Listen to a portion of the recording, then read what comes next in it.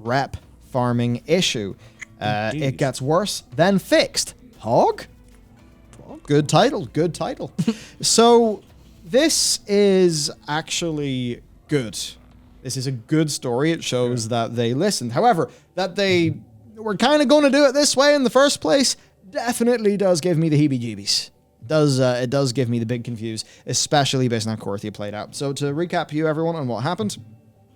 This came in late last week after our stream segment. Blizzard initially nerfed the amount of reputation that came from World Quests and Zereth Mortis, and then they added the reputation to rares. So the World Quest went from 225 down to 100. Hello! And that meant you could only get 300 rep a day from World Quests instead of 675. But then, worry not, they made it so that each of the 29 rares gave between 15 and 30 rep. Most were 15, and then the 4 that are in the Endless Sands area, which by the way looks really cool, they give 30 reps. So killing all 29 would give you 495 rep per day. And that meant that if you didn't go and purposefully grind all 29 rares in Zereth Mortis every day, it could take you, well, up to 9 days more for Honored, 22 more for Revered, and a whopping 53 additional days for Exalted. Now, or about $20-something in sub fee. Woo! Oh man, it's going. If this is your heuristic, this is going to be brutal. No, stop it now. But yeah, it's funny though. It does make a point, and I think it makes a point for a lot of players too, because ultimately, we feel the sting.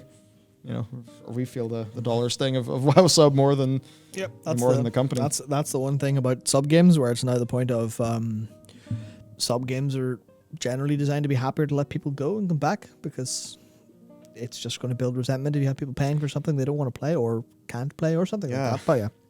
Now our situation here is probably that Blizzard, maybe they saw a whole bunch of engagement in these in Korthia. Yeah. Because, you know, in Korthia it was less for the rep, it was more for the catalog research. But people would just want to do all the reps. Yeah. And the gameplay of Korthia then devolved into go into the middle of the map, watch out for rare spawns, go immediately to the rare spawn, go back to the middle of the map and just pray that you don't miss them. And that was the way to optimize Korthia initially, and that is something that led to a lot of resentment. Some players we know, Dakor, example, on our team, he's in Mythic. He's a Mythic raider, and I think for him and a bunch of his Mythic raiding buddies, that was just like pretty rough. Yep. And generally just, it's not a great way to design things, because it means the rares are no longer rare. So to me, I'll say WoW's current rares, they don't really work as rare mobs. But what they can be okay as is stumble upon mobs, right? Like they're just populated in the world, so while you do your world quests, you bump into a few of them and you kill them. That's, I think, the only way where they, and I suppose Korthia, I think that's when they were an okay experience. Yeah. But then what happens is, because for a currency that's important that a player can progress along, you know, it's either uncapped, in which case it's just completely up to you how you want to engage in it, or it's capped.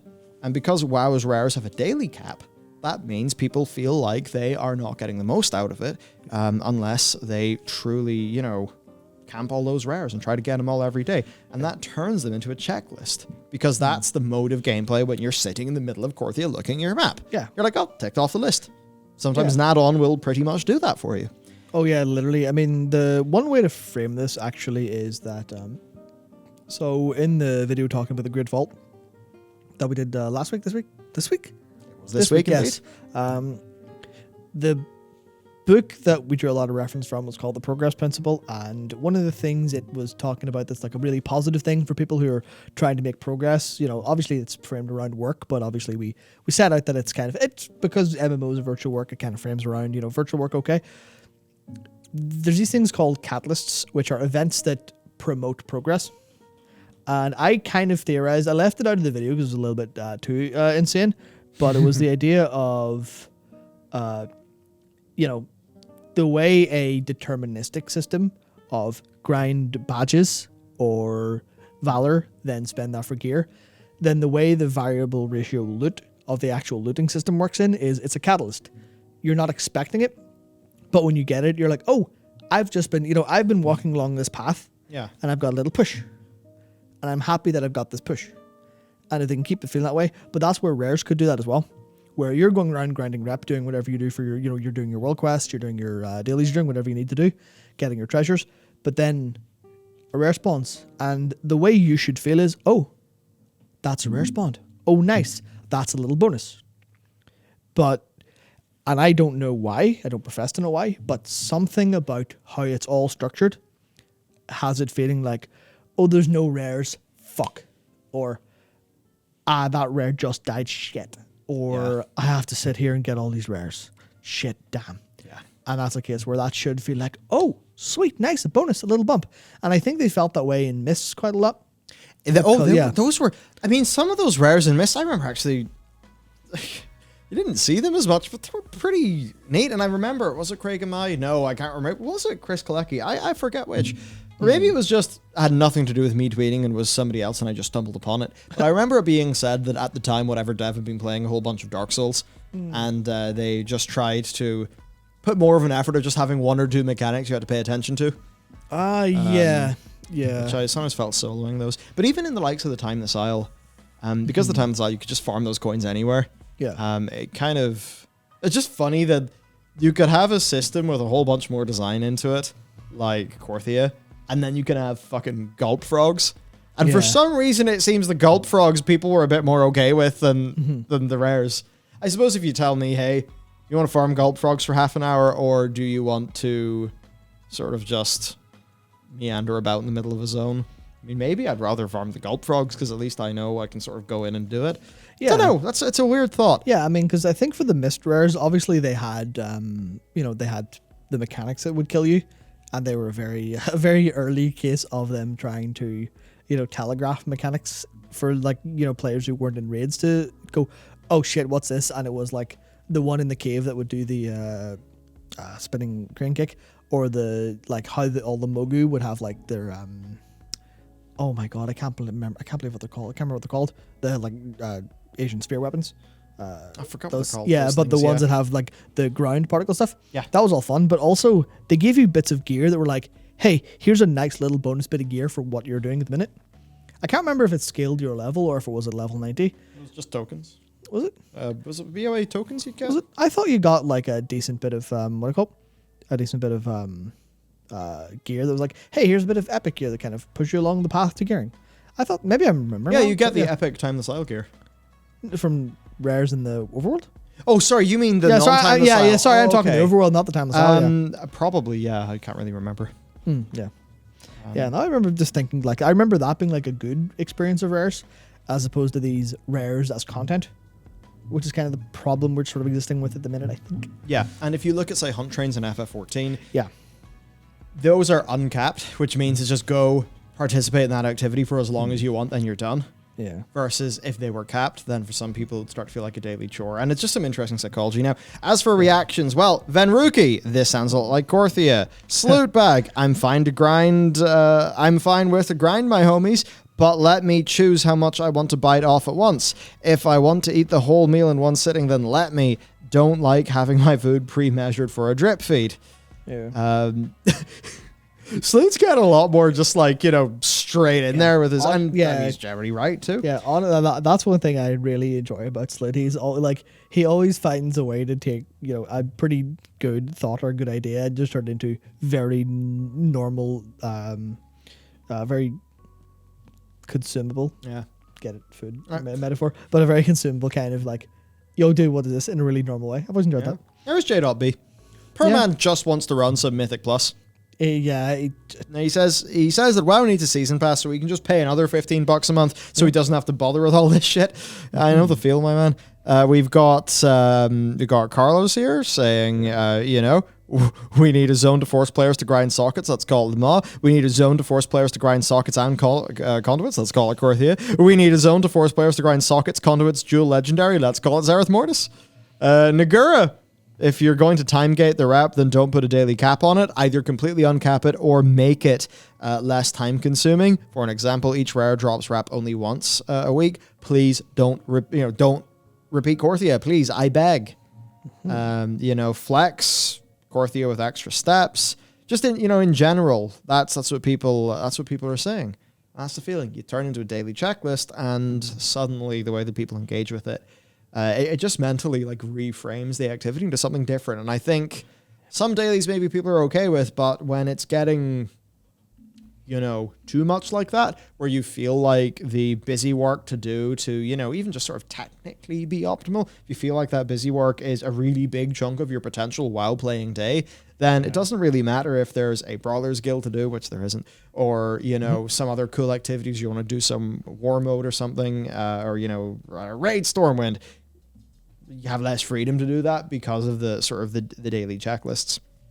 Now, a lot of us were concerned that Blizzard seemingly went headlong in without understanding what had went on with Korthia. And I think that just made a bunch of us feel like, guys, are you out of touch? Did you see how Korthia was engaged with? And then a lot of us then in that vacuum of knowledge are going to think, oh shit, they did see how Korthia was engaged with. And they saw that a lot of rares died. So they must think that's good. Yeah. And then that starts to be a little bit spooky. But the good news is we've got a response.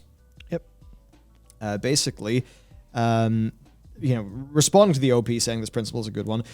People shouldn't feel like they need to play every day, and people shouldn't feel like when they play, the incentives don't steer them towards fun. So that's Blizzard admitting that if they make that daily, things you must do checklist too big, then players, they log in and just pre-allocated most of their gaming time is a thing that they don't really opt into doing. When rares constitute the lion's share of the total rep that you can gain in a day, that can create a sense of obligation to pursue them all. Yeah, we've been saying this for quite some time. I'd almost just rather have olds. I feel like they actually did reps just better, in MoP and before.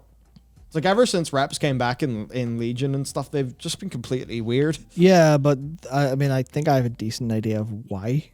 And some of it is just because they're consistently tied to, all of these very clearly laid on top of the game systems. Yeah. Whereas they felt like, oh, this is a rep. This is a rep that I'm doing. I'm going into this reps bubble of content and doing all of that. Then that's all I'm doing. I'm doing this rep. It's very clear to me what's going on, etc., etc.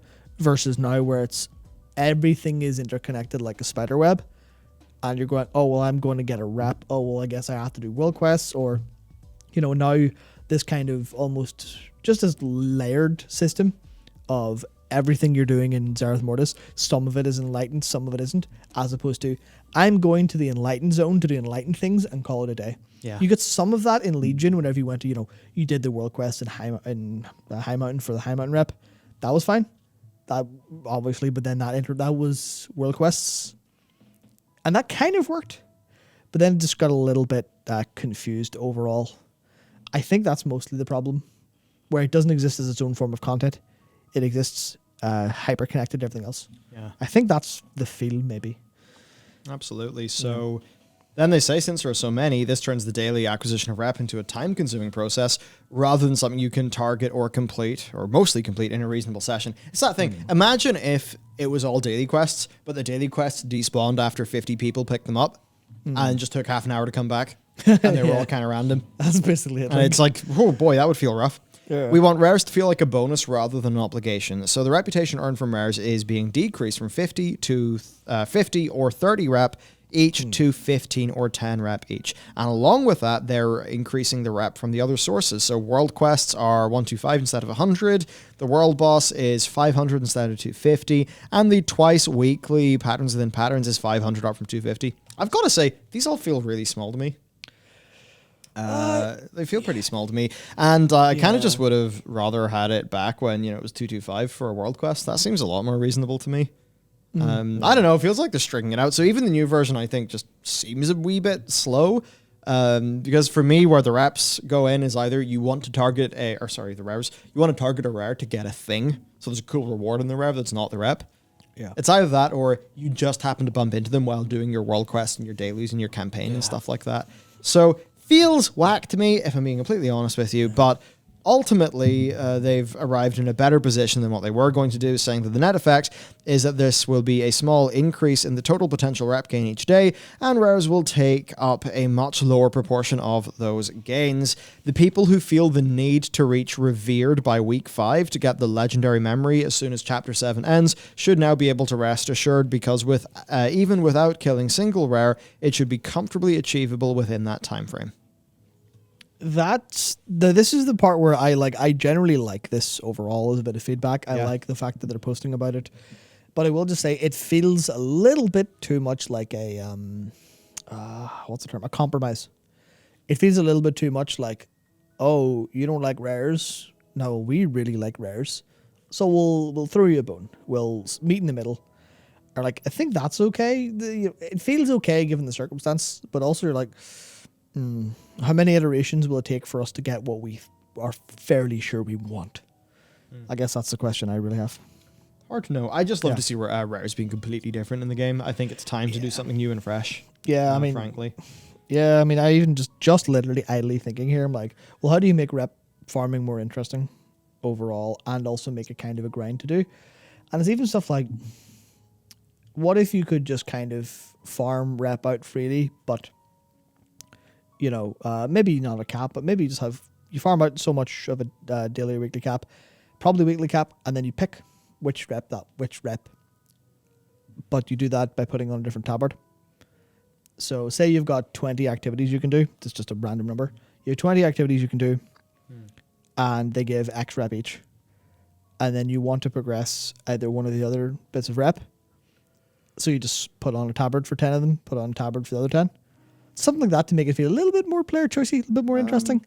Maybe that'll be received poorly, but you could. I guess I'd think about, you know, are there other ways we can do this? Like Scatus, that's a grindy rep, but what's that like? If you remember Scatus, where you kill the guys to get the items, summon in the bosses, you summon in the mini bosses, then you summon in the big boss. So it's got like a flow to it. Is there a way you could like advance that idea, make it feel more like Baja or something? Like I'm just wondering what the other ways to do a rep are. I'd mostly say that we should make the reps be like their own thematic thing and not have them be tied to a core game system in the way that they are right now. So we can just have more things like Cloud Serpents, just, more reps that are way more unique in feel. Yeah, well, I guess that would, okay, here's an argument, or here's a thought about that. They don't make multiple bits of content. They make one back-of-the-box feature bit of content. Yes. And then they either split it up or layer it on to have multiple different points of interest on each bit of content. So they make a Zereth Mortis, whereas we would rather say, by that standard of a Sketis or a Netherwing or even to a degree Sons of Hodir, stuff like that, or the Tabard reps. What would be ultimately a better idea there is them making multiple different bits of content that are very, very divorced from each other, as opposed to one big zone that all feels like sludge. Yeah. I think that's kind of it, because that's the problem, where who's going to mentally separate the Enlightened rep from Cypher the first ones? You can't, because it's all Zereth Mortis. Yeah, pretty much. As opposed to, here's Zereth Mortis. You do this zone for the Cypher the first ones.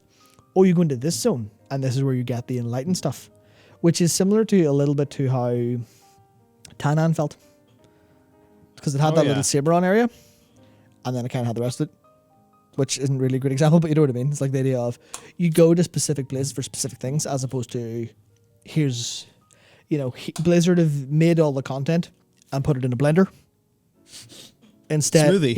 Yeah. So they've made a smoothie of all this different content, as opposed to making it feel distinct. Yeah, I feel like players would maybe latch on more the idea of, there's this and this and this and this. Yeah. So like they're distinct things rather than all a part of the same large flow. Yep. Now, for what this does mean, though, is this is better if you want to get the legendary memory. That is better. And, I mean, you will want to, because the legendary belt that you get from the campaign is locked at eye level 265, whereas the one that you craft from the revered rep is 29, or you can craft that up to 291, which is the Lego cap. So you definitely are going to want to get that. Yep. Now, we've got some really good numbers here. All right, so here are the daily sources of rep. All right, so there's the world quests, which you get 3 a day. There's the rares, 25 a day, and then the elite rares. If you do all of this, you get 685 or 375 if you just, without the rares. That's still a fairly big portion. Like, it's lower, but it's still big. True, yeah. Now for the weekly sources, if you do all of those, then basically All right, so patterns within patterns, which is 500. There's 2 of them a week for 1,000. There's the world boss, which is 500 a week. Then there's all of your dailies with no rares, being 2,625. Then the dailies with rares is just shy of 5,000, meaning your total is 4,125 without rares and 6,295 with rares. So it is quite a difference, and most people, I think, will land somewhere in the middle, maybe a bit closer to the without rares option, unless they try to farm out all those rares. However, there's a bit more because, of course, the Zereth Mortis campaign, week 1, you'll get 2,100 rep, week 2, 450, and then 500 through the rest. Meaning that if you do all of your total gains, right, so this is what it's going to be like when you're playing. Well, basically, here's what they're like. Week 5. Oh, I can't believe it. I have busted the stream, Matt. Well done. Oh, there we go. I've unbusted the stream. So, it's a pretty chunky, difference, right? Like week 5 without reps is 2,400, 24,675, whereas week 5 with is, 35,525. Yep. So a fairly big thing, but it does mean that you'll be able to hit what you want by Legendary Belt Week without doing the rares. And I think for most of the people who care about that item, that is the important thing. Yeah, but then, well, I suppose... Which basically means if you do everything but 0 rares, it would be 64 days to Exalted. Everything with all rares, 42 days. That's 42 days of killing every rare in the zone, all 29. No, that's insane. Yeah. No, some people are going to do that. I think most people will be somewhere in the middle, leaning towards this. Yeah, so, I think that's... to just over 2 months to hit Exalted. Maybe for most people, it'll be a month and a half to hit Exalted. Yep. I mean, I'm... Which, by the way, is not something you need to do. The thing that you quote-unquote, need to do is Revered. Yeah, I mean, that's the thing where... I don't know. I guess another way to look at this, now that we've separated this out, is... If you want to go... There's also random rep tokens that you can get from the treasures or the dailies, yeah, that's right. Those could accelerate things a bit. Yeah, I know. So one thing that's interesting to me is... I don't know. I just feel like now that we're looking at it from this angle, it's the only way to speed up, getting the rep, if you want to grind it out, is to just wait for rares. That's the only way. That seems like... If you think about that from a gameplay design perspective of target the things you can target, which are world quests and the other quests, then all you're left to do is sit around in the zone all day, waiting. That seems like an issue of how you're going to engage players that way. You're going to kind of just waste their time a little bit, but I don't know. Yeah, and just for some of the comments, I mean, Debbie saying throw on a tabard and go spam dungeons. I think for a lot of players at this stage, that sort of thing would be likable. There is that thing, though. If you just have a tabard in every rep, then they're all the same, because people can just go, dungeon farming. But maybe that would be more player options. I mean, if you could do that, I'd wear the tabard, but that's not where my primary way of getting the rep would be. Also, Seraphe did one of those member chats saying, reputation, kiss, keep it simple, stupid. If we're talking about how long it takes, how many quests, how many rares, I think we've missed the point. Which, sometimes things can feel just a tad over-designed. But I guess this is where we start to get into very, very difficult topics. Because I immediately think then, well, that's a good thing if you can get rep from dungeons. Because then you don't have to stop farming rep to get dungeons. Or to go do dungeons. It's like, someone goes, oh yeah, dropping into a plus 10 here, trying to come. You're like, I need to do my dailies today to get the rep up because I need the rep for... I need to get the legendary for the right week. Sorry, I can't. But then, if you do get dungeon rep, you go, oh yeah, sure. But that's a different topic, I think. Yeah. So that's what's going on. Yeah. And of course, there then is that question of, hey, have we not had this conversation 500,000 times? Yeah. Kind of players do not want to play Map Icon Follower Simulator 2021. We didn't like that in Korthia. We don't want it in the 2022 sequel. Yeah. I think that they basically fundamentally need to completely change how the rares and just how these reps are done. We can't just have a same rehash. We just can't keep on having a rehash of the same thing for every outdoor zone. It's getting really tiresome. Yeah. That's basically that. It's not super fun. And then also just, that this probably would have went live without these changes if there was not vocal community pushback. It's why when I saw this, I was immediately on Twitter. Yeah. Because they seem to be responding now, and that means, like, bam, we just have to be on the ball saying when we don't like these things because there's a chance they can be changed. And this shows that is definitely the correct thing to do. I would say this is just not the way it should have been in the first place. But yeah, fundamentally, rethink rares, rethink how these open world zones are done. Maybe we should stop trying to chase the time this isle, because it feels like we've been doing that for 8 years now. We've been running away from it, like. Yeah, so maybe some new ideas would be kind of cool. Yeah, I think that's... But there you go. So, Blizzard, they did listen. Yep, they made a good change, and I suppose the best we can say is hopefully they will learn. Yeah, I think that's fundamentally it. Well, okay, this is maybe a big can of worms to kind of peer into, but it doesn't feel like they're designing fun gameplay content. Now, obviously, all of the designers who are actively trying to make the content will be thinking that, but the holistic view that we as players get to see when everything comes together at the end is not that they're designing a cool gameplay zone, but that they're iterating on a player engagement zone, which is it's the fundamental feel that I keep getting of all these tweaks for player engagement, as opposed to, oh shit, they've been creative and done something cool here. Now, the innovation, where is it? Yeah, so they have been creative with Zereth Mortis, but not in a lot of the gameplay way. Maybe there's something, because I haven't taken it for much of a spin in PTR, did the first couple of the campaign bits and ran around a bit, but I feel like there's not a huge amount of innovation there. It's all in like some of the narrative framing, because it feels like the only people who really get to have a lot of fun developing World of Warcraft are the people working on the dungeons whenever they get to once every expansion nowadays. Which is really unfortunate. Raids, of course, they can have fun there.